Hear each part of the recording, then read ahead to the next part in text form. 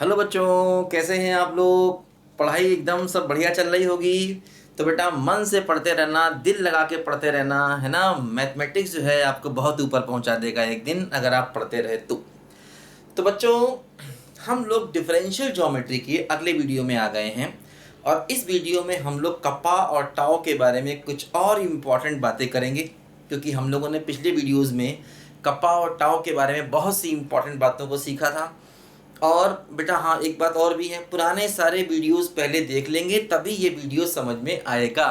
ठीक है, ये वीडियो पढ़ करके निकलने की कोशिश मत करिए, स्टार्टिंग से सारे वीडियो पढ़ेंगे तो बहुत अच्छे से आपको समझ में आएगा। और मैं सीखने का नाम है बेटा, समझने का नाम है, याद करने का नाम बिल्कुल नहीं है। इसे याद करने की कोशिश मत करिए, आप इसको पढ़िए, समझिए, इसमें लॉजिक है, इसमें मज़ा है, ठीक है, इसमें एंजॉयमेंट है। तो बच्चों, हम लोग कपा और टाओ के बारे में कुछ और बातें आज सीखेंगे। देखो बच्चों, हम लोगों ने पिछले वीडियो में कपा और टाओ के दो फार्मूले पढ़े थे और उन फार्मूलों का काफ़ी बेनिफिट होता है। देखो बच्चों, हम लोगों ने पढ़ा था कि कप्पा की बेटा जो वैल्यू होती है, देखो ये होती है mod of r dot cross are double dot upon r dot का मॉड की पावर 3। ये हम लोगों ने पिछले वीडियो में इस फार्मूले को प्रूव किया था। ठीक है, और देखो टाउ का ये फार्मूला था scalar triple product r dot r double dot r triple dot upon mod of r dot cross are double dot का होल स्क्वायर। ये हम लोगों ने दो फार्मूले पिछले वीडियो में पढ़े थे। ठीक है, अच्छा अब देखो बच्चों, आज हम लोग क्या पढ़ने जा रहे हैं। आज हम लोग कपा का ऐसा ही एक और फार्मूला पढ़ेंगे। जैसे कि ये फार्मूले आर डॉट में हैं, अब जो फार्मूले पढ़ेंगे वो आर डैश के टर्म में होंगे।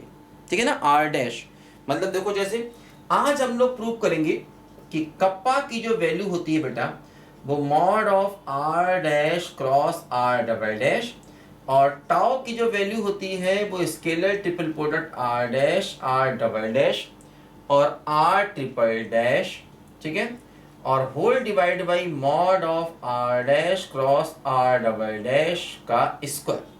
तो आज हम लोग इन दो फार्मूलों को प्रूफ करेंगे, आखिर ये फार्मूले कैसे आए हैं। और पिछले वीडियो में हम लोगों ने इन दो फार्मूलों को प्रूव किया था। देखो बच्चों, जैसे स्केलर ट्रिपल प्रोडक्ट समझते हो ना, जैसे कि मान लो ऐसे मैं लिखता हूं ए बी सी, तो इसका मतलब होता है ए डॉट बी क्रॉस सी, या इसका मतलब हम ए क्रॉस बी डॉट सी भी ले सकते हैं। इसको कहते हैं स्केलर ट्रिपल प्रोडक्ट। ठीक है ना, और इसमें अगर एक ऑर्डर में चेंज करें तो वैल्यू बदलती नहीं है, ये भी ध्यान रखो। जैसे कि मान लो अगर scalar triple product A B C है तो इसको आप चाहें तो बी सी ए लिख सकते हैं, और इसको आप चाहें तो सी ए बी लिख सकते हैं ना। एक ऑर्डर में चेंज करेंगे, जैसे ए बी सी को बी सी ए लिख दिया, फिर सी ए बी लिख दिया, है ना। एक ऑर्डर में चेंज करेंगे तो वैल्यू चेंज नहीं होगी। अगर ऑर्डर के अपोजिट जाएंगे तो माइनस साइन इसमें आ जाता है। मतलब जैसे ए बी सी को अगर हम बी ए सी लिखना चाहें तो देखो ये हो जाएगा माइनस ऑफ बी ए सी, ऐसे देखो यहाँ पर ये हो जाता है। ठीक है बच्चों, तो ये बात जरा यहाँ पर हमें ध्यान रखनी है। स्केलर ट्रिपल प्रोडक्ट के बारे में कुछ इंपॉर्टेंट जानकारी है। और वैसे अगर आप वेक्टर को और अच्छे से पढ़ना चाहते हैं तो 12th लेवल का मेरा वेक्टर है, आईआईटी लेवल का है, उसके आप वेक्टर की स्टार्टिंग की आप वीडियोस पढ़ लीजिए, सब कुछ सीख जाएंगे। और बेटा सीखने को तो फिर बहुत कुछ है, तो अभी कम से कम उतना सीख लें जो काम भर का हमारे। ठीक है, वेक्टर 3D एक बार रिवाइज कर लीजिए 12th पे जाकर के। 12th के मेरे वीडियोस हैं, स्टार्टिंग के पढ़ लीजिए, ज़्यादा आगे मत पढ़िए, पूरा मत पढ़िए, स्टार्टिंग के पढ़ लीजिए, आपको सब कुछ डिटेल नॉलेज वहाँ पर हो जाएगी। ठीक है ना, चलो खैर, तो ये बात ध्यान रखना। और देखो डॉट का मतलब होता है कि भाई टी के रिस्पेक्ट में डिफरेंशिएशन, ये हम जानते हैं। और डैश का मतलब होता है एस के रिस्पेक्ट में डिफरेंशिएशन, है ना। जैसे कि हम लोग ये पढ़ते हैं ना डी बाई डी एक्स, तो डी बाई डी एस को हम क्या कहते हैं, वाई का डिफरेंशिएशन एक्स के रिस्पेक्ट में। या हम ऐसा भी कह सकते हैं क्या, कि rate of change of y, ठीक है, विद रिस्पेक्ट टू एक्स, ऐसा भी कह सकते हैं, rate of change of y with respect to x. इसी प्रकार जैसे कि मान लो अगर मैं आर डॉट लिखता हूं तो इसका मतलब होता है D R by d T.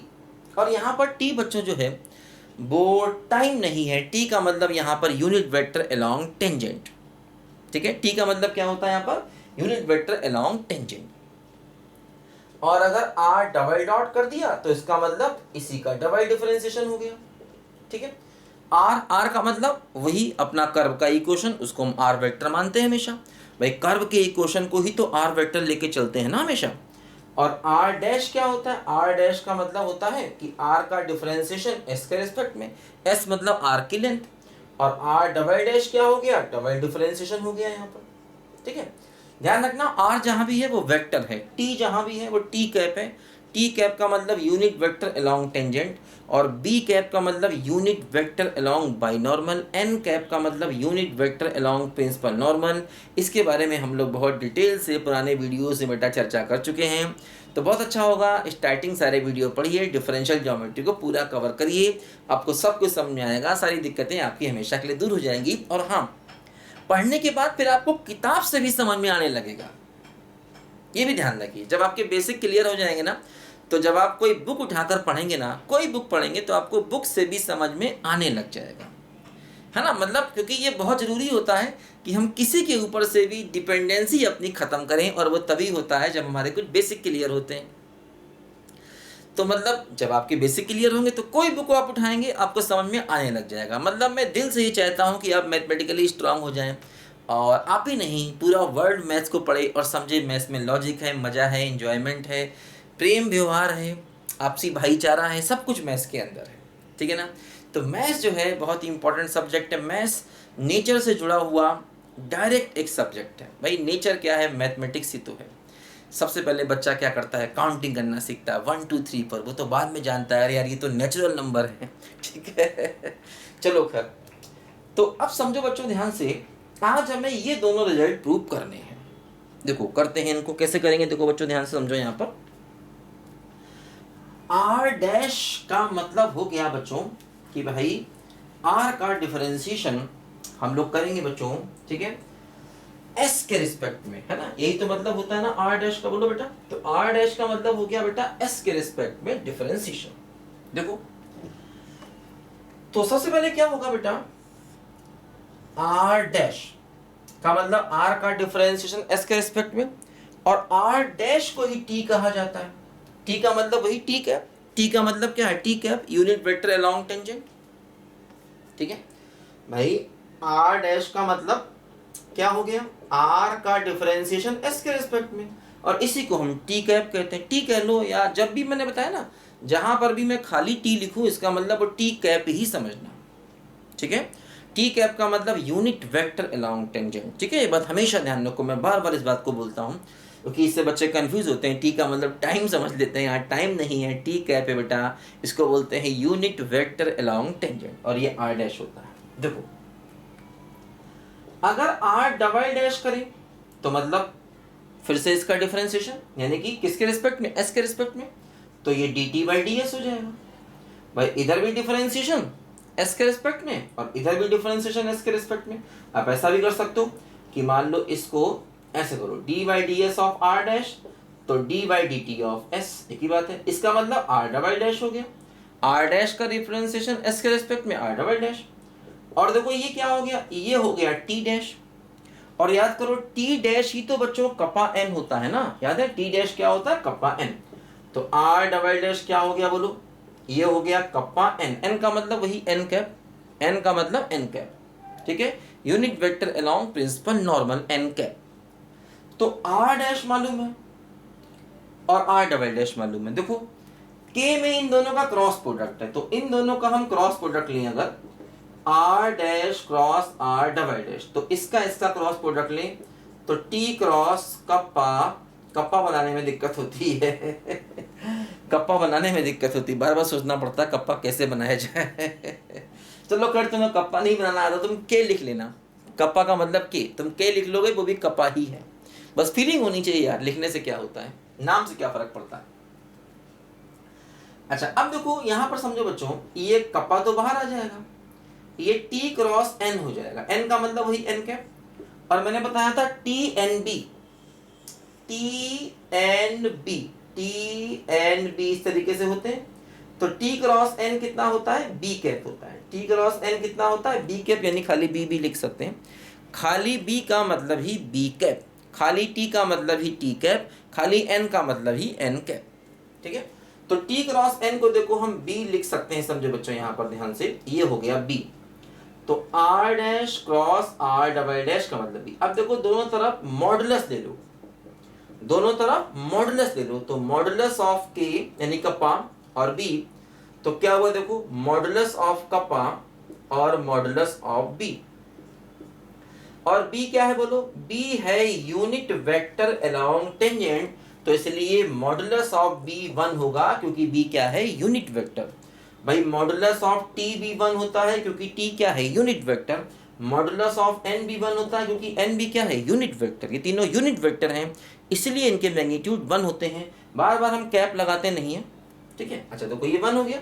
अच्छा modulus of kappa, modulus of kappa जो है बेटो, के का मतलब है कप्पा, बार बार कप्पा लिखने में दिक्कत होती तो मैं के लिख रहा हूँ, उसको अजीब स्टाइल से बनाना पड़ता है ना, और कप्पा लिखने का सबका अपना अपना स्टाइल अलग अलग होगा, ठीक है। कप्पा में बड़ी दिक्कत है तो देखो समझो बच्चों ध्यान से, मॉडुलस ऑफ के जो है के होगा क्योंकि के क्या है, के एक स्केलर वैल्यू है, वो भी पॉजिटिव, तो पॉजिटिव स्केलर वैल्यू का मॉडुलस उसी के बराबर होता है। जैसे कि अगर हम मॉडुलस ऑफ 3 लें तो क्या होगा 3, मॉडुलस ऑफ 4 लें तो क्या होगा 4, अगर हाँ अंदर माइनस है तो भी वो +2 हो जाएगा। तो समझो ये 1 हो गया, तो mod of r dash cross r double dash बराबर, ये देखो ये हो गया कप्पा और ये हो गया 1, तो देखो कप्पा की ये वैल्यू आ गई, कप के मतलब कप्पा है ना, देखो ये कप्पा की वैल्यू आ गई जो हमको यहाँ पर बच्चों प्रूव करना था, बस समझे। अच्छा अब देखो बच्चों, अब हमें टाउ चाहिए, टाउ में देखो ट्रिपल डैश भी है और फिर है स्केलर ट्रिपल प्रोडक्ट। तो देखते हैं बच्चों, इसको लिखो जरा पहले ध्यान से। तू मेरा कर्मा, तू मेरा धर्मा, तू मेरा सब कुछ, तू तेरा सब कुछ मैं, हो हर करम अपना करेंगे, है वतन तेरे लिए। देखो बच्चों, अब इसमें हमें r ट्रिपल डैश भी चाहिए है, तो उसकी वैल्यू निकालते हैं। देखो r डबल डैश था अपने पास कप्पा n, इसी को एक बार फिर से कर दो s के रिस्पेक्ट में डिफरेंशिएशन, तो क्या होगा देखो यहां भी s के रिस्पेक्ट में डिफरेंशिएशन होगा, ठीक है। अब देखो बच्चों s के रिस्पेक्ट में जब हम करेंगे डिफरेंशिएशन तो क्या होगा देखो, पहला दूसरे का डिफरेंशिएशन प्लस दूसरा और पहले का डिफरेंशिएशन, तो dk बाई ds और n, मैं समझे, dk बाई ds और n। अब देखो dn बाई ds की वैल्यू तो बच्चों हम लोग जानते ही हैं, है ना, dn बाई ds की वैल्यू तो बेटा हम लोग जानते ही हैं, बात समझे। dn बाई ds हमने पढ़ा है सेरेट फ्रेनेट फार्मूला, क्या होता है, tau B minus kappa T होता है, तो इसको लिखेंगे तो हो जाएगा tau B minus kappa T, और प्लस ये हो गया के डैश और n, है ना, k का डिफरेंशिएशन s के रिस्पेक्ट में क्या हो गया बोलो k डैश, और dn बाई ds हम जानते हैं ना, फेरेट सेनेट फार्मूला मैंने बताया था, क्या होता है dn बाई ds की value tau B minus kappa T. तो देखो ये आ गया हमारा actually triple differentiation r triple dash. अब देखो बच्चों यहां पर जैसे हमने यहां पर क्या किया था कि इसका चाहिए स्केलर ट्रिपल प्रोडक्ट, तो देखो जैसे ये हमको मालूम है ना, अब हमें इसमें डॉट प्रोडक्ट और ले लेंगे, इससे तो काम चल जाएगा। देखो इसको थोड़ा सिंप्लीफाई कर दें, ये हो गया kappa tau B minus kappa square T plus kappa dash N, ये आ गया बच्चों, ठीक है। ये किसकी वैल्यू है, ये वैल्यू है समझो r ट्रिपल डैश की। देखो अब हम क्या करें बच्चों, यहां पर ध्यान दो, जैसे कि देखो इसका मतलब स्केलर ट्रिपल प्रोडक्ट का मतलब क्या हो गया समझो, देखो scalar triple product r dash r double dash r triple dash का मतलब हम लिख सकते हैं r dash cross r double dash और dot product r triple dash, ऐसा कह सकते हैं। इन दोनों का क्रॉस ले लिया और इसके साथ में डॉट ले लिया।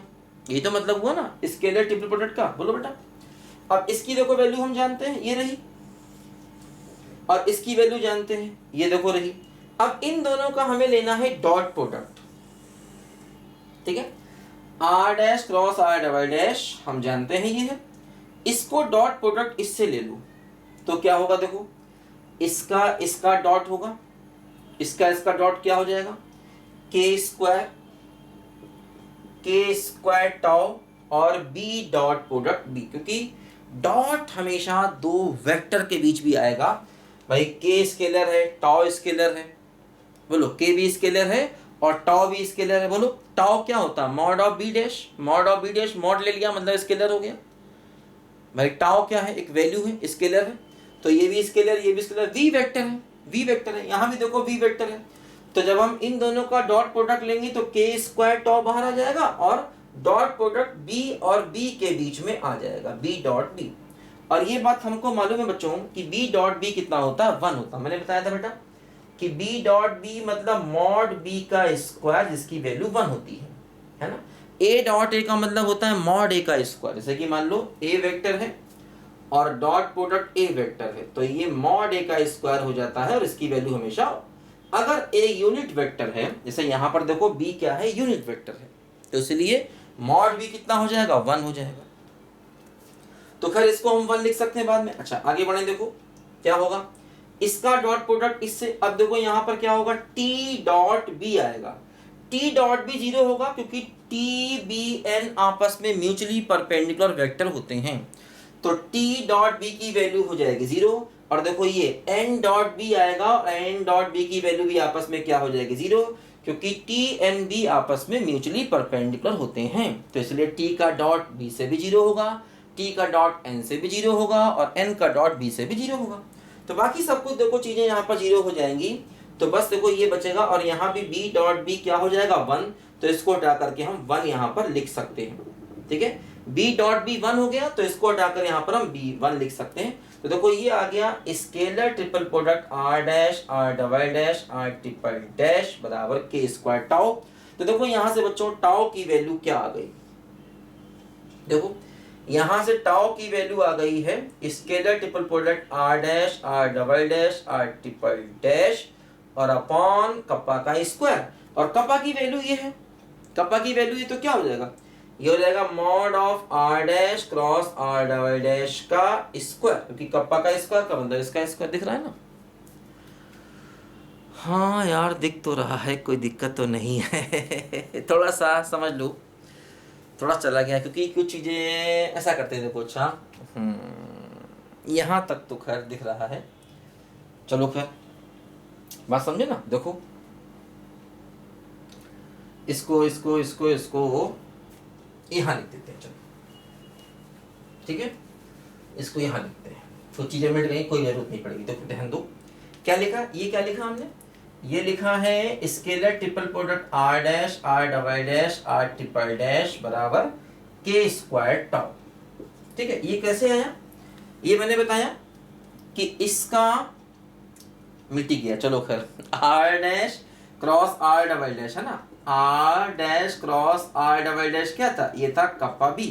तो इसका लेना है डॉट प्रोडक्ट, क्योंकि देखो यही तो चाहिए ना, इसका और इसका चाहिए हमको डॉट प्रोडक्ट। तो जब डॉट प्रोडक्ट लोगे तो बी डॉट बी 1 हो जाएगा, ये टी डॉट बी 0 हो जाएगा और T dot B dot N 0 हो जाएगा, केवल बी डॉट बी 1 हो जाएगा। साथ में क्या होगा, कप्पा स्क्वायर टाउ, जो यहाँ पर देखो बच गया कप्पा स्क्वायर टाउ।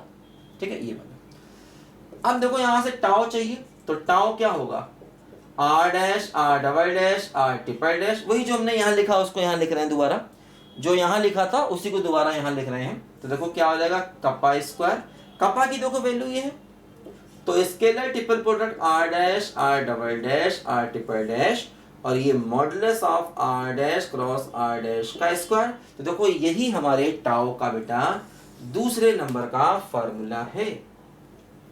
ठीक है, तो टाउ का एक फार्मूला आर डॉट के टर्म में है और दोनों फार्मूले देखो बिल्कुल सेम है। ठीक है, बस कोई फर्क नहीं। हाँ इसमें देखो अंतर आ गया है ना, इसमें देखो यहाँ पर बच्चों अंतर आ गया, तो इसमें देखो बच्चों यहाँ पर अंतर आ गया है। ठीक ठीक है, आर डैश। बोलो भाई, देखो अंतर इसलिए आ गया, आप समझो, जैसे यहां पर आपने क्या किया, डॉट की जगह हर जगह डैश कर दिया, कोई फर्क नहीं पड़ा। इसमें भी देखो डॉट की जगह डैश कर दो, देखो नीचे क्या होगा, आर डैश का क्यूब, और आर डैश का मतलब आर डैश क्या होता है, टी, और टी का मॉड क्या हो जाएगा, 1, इसलिए देखो नीचे 1 आ गया। मतलब आपको अगर ये फार्मूला याद है, समझो ये भी याद है, हर जगह जहां जहां डॉट है उसकी जगह डैश कर दो बस, और कुछ नहीं करना। इसमें देखो डॉट की जगह डैश कर दिया, इसमें भी डॉट की जगह डैश। नीचे देखो जब डॉट की जगह डैश करोगे ना तो मॉड ऑफ आर डैश होगा, और आर डैश क्या होता है, टी, और टी का मॉड कितना होता है, 1, इसलिए नीचे 1 आ जाएगा, तो यही तो मिल जाएगा। तो जहां जहां डॉट है वहां वहां डैश कर दो, याद करने में कोई दिक्कत नहीं है। मतलब ये शॉर्टकट सिखाया कि ये कैसे याद होंगे, तो उसका शॉर्टकट है डॉट की जगह डैश कर दो और कुछ भी नहीं करो। ठीक है बच्चों, तो ये 2 फार्मूले बच्चों हमारे काफ़ी काम के हैं, इनकी ज़रूरत पड़ती है। वैसे भी आपके एग्जाम वगैरह में इसका प्रूफ वगैरह पूछा जा सकता है, और वैसे भी ये फार्मूले बच्चों याद रखिए, ठीक है, ये काम के फार्मूले। ठीक है बच्चों, तो इस वीडियो में बच्चों इतना ही। अगले वीडियो में फिर मिलेंगे कुछ और नए सवालों के साथ में, तब तक के लिए बाय बाय।